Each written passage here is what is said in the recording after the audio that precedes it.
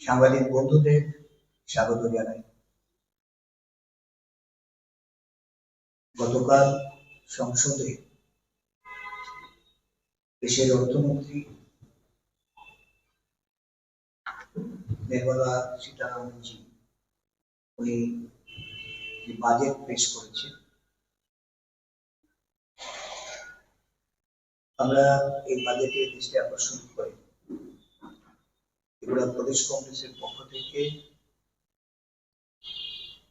যে সাংবাদিক সম্মেলন করার উদ্দেশ্যে আপনাদের আমন্ত্রণ জানিয়েছি। এখানে উপস্থিত আছেন আমাদের দলের সহসভানেত্রী আইনজীবী পৃথা দেবপাল, আমাদের দলের মুখপাত্র প্রবীর চক্রবর্তী মহাশয়। আমরা এই বাজেট সম্পর্কে অর্থমন্ত্রী এবং নরেন্দ্র মোদীজি তাদের যে কল্পিত বাজেট প্রস্তাব, এটা দেশের মানুষের জন্য একটা দিশাহীন বাজেট। বিশেষ করে যুব সম্প্রদায়, আমাদের দেশের কর্মহীন বেকার যুবকদের, আদিবাসী দলিত পশ্চাৎপদ অংশের মানুষের, কৃষক, শ্রমিক, সমগ্র অংশের মানুষের জন্য এই বাজেট একটা হতাশাজনক প্রস্তাব আকারে তারা পেশ করছে এবং এটা বলা চলে গতানুগতিক। গত কিছুদিন আগে দেশের একটা অর্থনৈতিক যে সমীক্ষা, এই সমীক্ষায় যে বিষয়গুলি উঠে এসেছিল, এই বিষয়গুলিকে উত্তরণের জন্য যা প্রত্যাশা করা গিয়েছিল যে দেশের সরকার পদক্ষেপ গ্রহণ করবেন এবং প্রস্তাবিত বাজেটে তার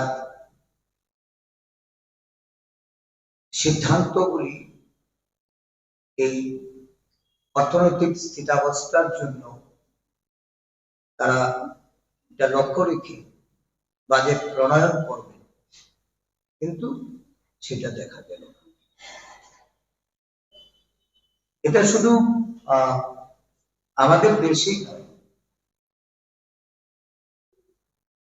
আন্তর্জাতিক মনিটারি ফান্ড, বিশ্ব ব্যাংক, আরবিআই, এমনকি সরকারের যে মুখ্য অর্থনৈতিক উপদেষ্টা, এই অর্থনৈতিক চ্যালেঞ্জের মোকাবেলার জন্য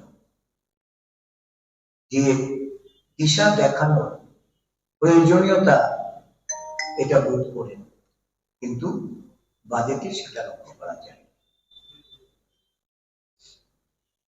এটা অন্যান্যবারের মতো ওই নিশ্চিতভাবে কর্মসংস্থানের সুযোগ আরো সংকুচিত হবে, সেখানে ছাঁটাই বাড়বে এবং কৃষিক্ষেত্রে যে সুযোগ সুবিধাগুলি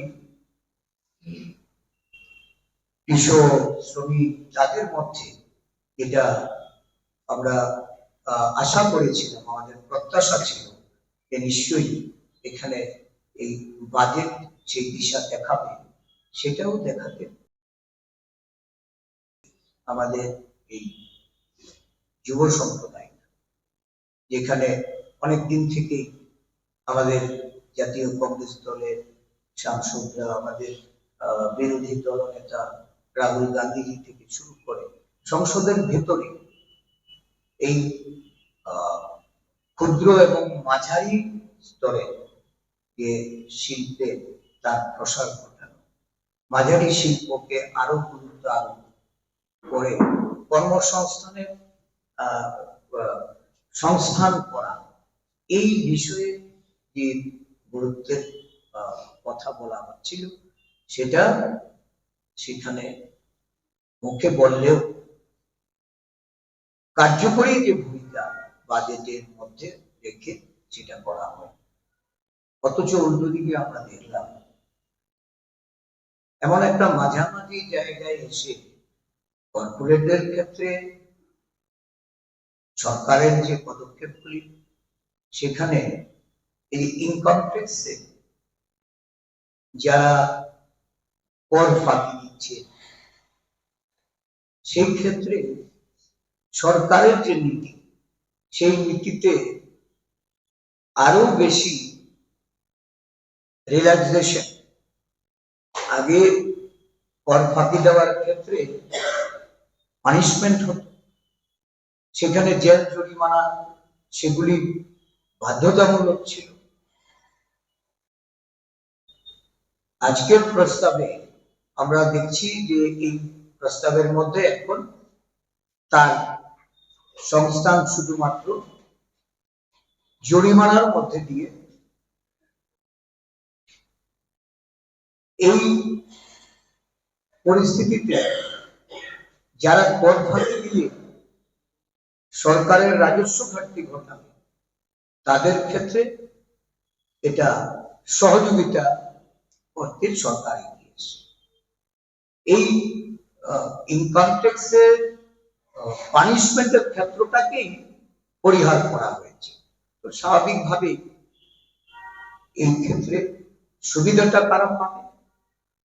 যারা অন্যায়ভাবে কর ফাঁকি দিয়ে রাজস্বতে বিশাল পরিমাণ ঘাটতি নিয়ে এসে তাদের সুযোগ করে দেওয়া হচ্ছে। তো আমি বিশদ বলবো না, আমাদের মুখপাত্র প্রবীণবাবুকে বলবো যে এটা একটু সমগ্র বিষয়গুলি বিশ্লেষণ করে আমাদের দলের পক্ষে উনি যেন